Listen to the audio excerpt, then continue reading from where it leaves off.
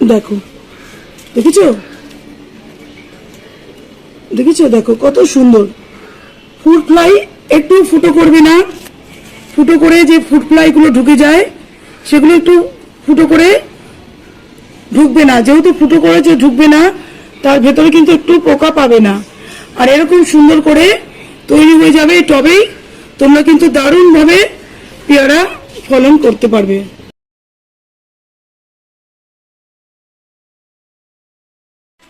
নমস্কার বন্ধুরা, আজকে চলে এসেছি একটা আমার পেয়ারা গাছের ভিডিও নিয়ে তোমাদের সামনে। তো পেয়ারা গাছটা কিছুদিন আগে, প্রায় 10 দিন হবে, এরকম দেখো পাতাগুলো পুরো পেকে পোকা ধরে যাচ্ছিল, দেখতে পারবে। এরকম যদি রেখে দিতে তাহলে কাণ্ডটাও নষ্ট হয়ে যেত। তো এই কারণে এখন যেহেতু বসন্তকাল, নতুন পাতা আসে, সেই সময় আমি এই গাছটাকে পুরো একেবারে ডাল ছেটে দিয়েছি। দেখো, দু একটা পুরনো পাতা উপরের দিকে আছে আর সব নতুন নতুন পাতা আসছে। তো তোমরা জানো যে পেয়ারা গাছে কিন্তু যখনই দেখবে, এই দেখো নতুন পাতার মধ্যে দেখতে পাচ্ছ মিলিবাগ ধরেছে। তো যেই নতুন পাতা আসবে সঙ্গে সঙ্গে এটার মধ্যে ওষুধ দিতে হবে। আর নতুন পাতার সাথে সাথে কিন্তু এই পেয়ারা গাছেতে ফল হয়। যে কটা তুমি নতুন পাতা আনতে পারবে, নতুন শাখা আনতে পারবে, সে কটাই তুমি ফল পাবে, প্রচুর পরিমাণে ফল পাবে। আর এটা আমি ঠিক বলতে পারবো না এটা কি জাতের পেয়ারা, কিন্তু এত সুন্দর পেয়ারা, মানে আমি অস্বাভাবিক আনন্দ বোধ করি এই পেয়ারাটা দেখে। এত সুন্দর, এত মিষ্টি, এত রসালো, কি বলবো। তো ডালটা কেটে দেওয়ার পরে দেখো, এখন যেই কাজটা আমাদের করণীয়, একে কিন্তু খুব সুন্দর করে খাবার দিতে হবে। দেখো কি অবস্থা হয়ে আছে, মাটি শুকনো হয়ে আছে। তো এই অবস্থায় আমাকে দেখো কতগুলো খাবার আমি নিয়ে নিয়েছি। এই যে খাবারটা দেবো, আর বন্ধুরা আমি খাবার দেবো না, দেবে পুরো বর্ষা জুড়ে এত পেয়ারা হবে।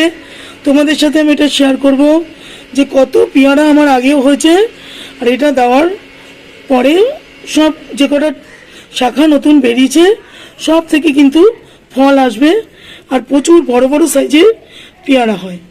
কাজে যে খাবারটা তোমাদের সাথে আজকে আমি শেয়ার করতে এসেছি, তোমাদের যদি পেয়ারা গাছ বাড়িতে থাকে, টবের গাছ মাটিতে দিতে হবে এমন কোনো কথা নেই। টবের গাছে খুব সুন্দর করে যত্ন করা যায়, আর টবের গাছে সুন্দর করে ফল ফলানো যায়। আমরা কিন্তু এখন জেনে গেছি ছাদ বাগানে কিছু মানে বাদ নেই, সব রকমের ফলই আমরা ছাদ বাগানে ফলাতে পারি। তো চলো আমি কি কি নিয়েছি দেখাই তোমাদের। দেখো টবের মাটিটা এই অবস্থা হয়ে আছে।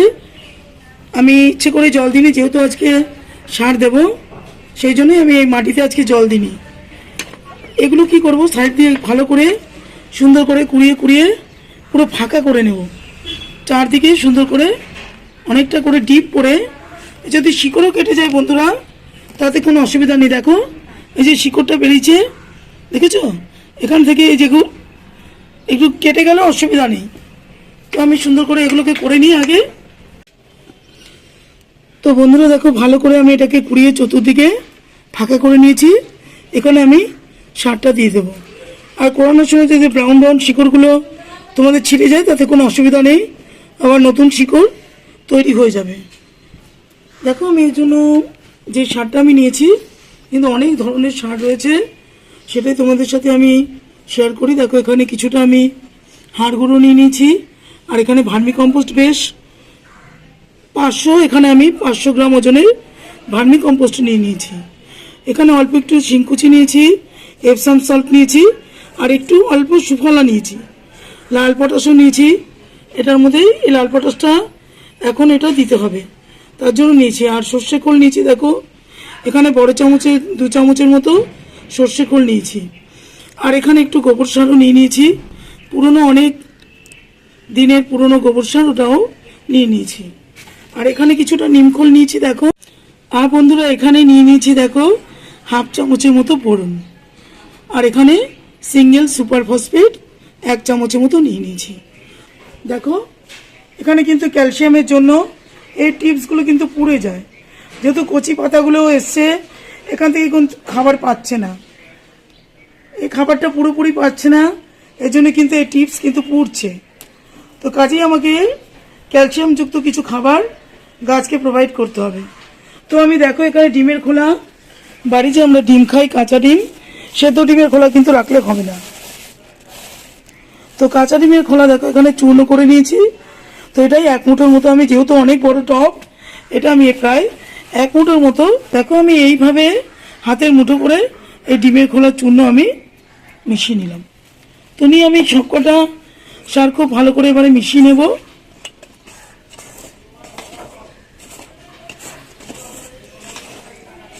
প্রত্যেকে যখন এখন পুরো গ্রীষ্ম বর্ষা জুড়ে সবার বাগানে কিন্তু অনেক পেয়ারা আসবে।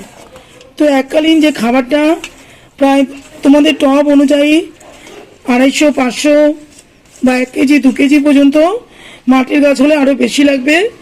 প্রত্যেকটা এইভাবে সার নিয়ে সব মিক্স সার কিন্তু তোমরা এই সময়টাতে গাছে দিয়ে দেবে।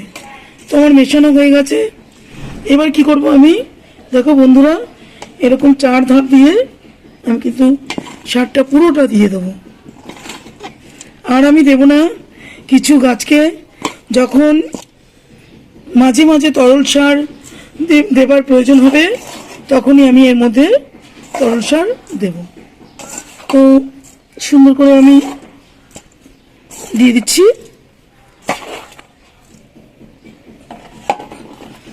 দিয়ে দিলাম। দিয়ে এবার কি করব, এটার মধ্যে দিয়ে এবারে ভালো করে যে মাটিটা আমি উঠিয়ে রেখেছিলাম, মাটিটা দেখো বন্ধুরা আমি এইভাবে চাপা দিয়ে দেব, এরকম করে চাপা দিয়ে দেব।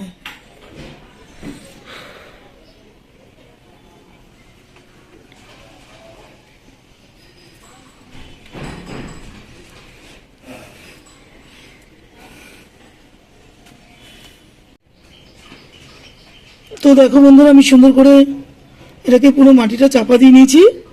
এবার কি করব, জল দিয়ে দেব, খুব ভালো করে এটার মধ্যে জল দিয়ে দেবো। দেখো বন্ধুরা একটা জিনিস দেখাই, দেখো এইভাবে আমি কিন্তু খোল পচিয়ে রেখে দিই, দেখো এই গাছে দেওয়ার জন্য। মাঝে মাঝে এরকমভাবে নেড়ে দেবে। এর মধ্যে ফ্যানের সাথে আমি সর্ষে খোল ভিজিয়ে রেখে দিই, একদম পাতলা করে গাছে দিই। তো এখন এটাতে দেবো না, এখন যেহেতু অন্য সার দিয়েছি, তরল সার আমি পরে দেব, 1 সপ্তাহ পর পর দেব। এখন প্লেন জল দিয়ে পুরো টবটা আমি ভিজিয়ে দেব, সুন্দর করে পুরো টবটা ভিজিয়ে দেবো। সবসময় টব একটু খালি রাখবে। দেখো আমি কতটা খালি রেখেছিলাম, যে জলটা আমার কিন্তু উপচে পড়ে যায়নি, তাহলে সারগুলো পড়ে যেত। এতটাই টব খালি রাখবে সবসময়। আর এইভাবে পুরো জল দিয়ে আমি সুন্দর করে ভিজিয়ে দিলাম। তো এটা হয়ে গেল আমার পেয়ারা গাছের পরিচর্যা। দেখো বন্ধুরা জলটা দেওয়ার সাথে সাথে খুব সুন্দর করে জলটা নিচের দিকে চলে গেল। এভাবেই তোমরা ড্রেনেজ হোল বানাবে, যাতে জল কখনো বর্ষাতে বা বৃষ্টিতে এর মধ্যে জমে না থাকে, তাহলে কিন্তু শিকড় পচে যাবে, গাছ একদম মারা পড়ে যাবে, গাছ সুন্দর করে তৈরি হবে না। তো এইভাবে তোমরা সবসময় ড্রেনেজ হোলটা বানালে খুব ভালো হবে। আর গাছ, এই গাছ যে কোনো গাছই, ফলের গাছ বা ফুলের গাছ, তোমরা ভালো করে জানো অনেক রোদ্দুর যদি না থাকে, প্রায় 8-9 ঘন্টা রোদ্দুর যদি তোমার না পড়ে, তাহলে কিন্তু টবের গাছ কখনোই ভালো হয় না। তো কাজে এমন জায়গায় রাখবে তোমরা এটা, যাতে রোদ্দুর খুব ভালো মতো এই গাছের মধ্যে পড়ে। আর এই কচি কচি পাতাগুলো দেখো যখন বেরিয়েছে, তখন কিন্তু পোকা সবসময় এর মধ্যে পোকায় আক্রমণ করবে, আর গাছের পাতা সব খেয়ে নষ্ট করে দেবে, আর নতুন করে কিন্তু ফলও আসবে না। তাহলে যখনই কচি পাতাগুলো দেখো বেরোচ্ছে, তখনই এই দেখো এখান থেকে এখনও বেরোচ্ছে, যেহেতু কেটেছি প্রত্যেকটা টিপস দিয়ে দেখো দুটো দুটো করে শাখা ডালগুলো বেরোচ্ছে। এই অবস্থাতেই তোমরা একবার ফাঙ্গিসাইড, 7 দিন পরে পেস্টিসাইড ইউজ করে দেবে। কাকা খুব একটা ভালো জৈব কীটনাশক। আমার বাড়িতে যে গাছগুলো আছে, আমি একটু কাকার দাম বেশি, তবু আমি ওইটাই ইউজ করি, যেহেতু এটাতে খুব ভালো ফল পাই। তো আমি দেখো সকালবেলা এটাকে স্প্রেও করে দিয়েছি, যাতে একটা পাতাও আমার নষ্ট না হয়। এইভাবে তোমরা পেস্টিসাইড ইউজ করো, নাহলে কচি পাতাগুলো যদি খেয়ে নেয় আর এর মধ্যে ফল ধরাতে পারবে না। দেখো টবের গাছ কত লম্বা, প্রায় 8-9 ফিট লম্বা হয়েছে। আর যখন শাখাগুলো বেরোবে তখন পুরো গাছ আরও ঝোপালো হয়ে যাবে। তো এইভাবে তোমরা করো, গাছটা পেয়ারা গাছ সবাই বাড়িতে রাখতে পারো। বাড়ি থেকে বীজ থেকে কখনো পেয়ারা গাছ করতে যাবে না, তাতে ভালো হবে না। আর বন্ধুরা, বীজের গাছ কিন্তু অনেক সময় নেয়, প্রায় 7-8 বছর লেগে যায় ফল পেতে। তাহলে এই জন্যই তোমাদের বলছি যে নার্সারি থেকে কিন্তু সবসময় তোমরা ভালো জাতের পেয়ারা, এখন খুব ভালো ভালো জাতের পেয়ারা গাছ পাওয়া যায় নার্সারিতে। তো এই ধরনের গাছ তোমরা একটা কিনবে, কিনে সুন্দর করে প্রতিস্থাপন করবে। প্রতিস্থাপনের ভিডিও আমার আগে আছে, যদি তোমাদের প্রয়োজন হয় তোমরা দেখে নিতে পারো।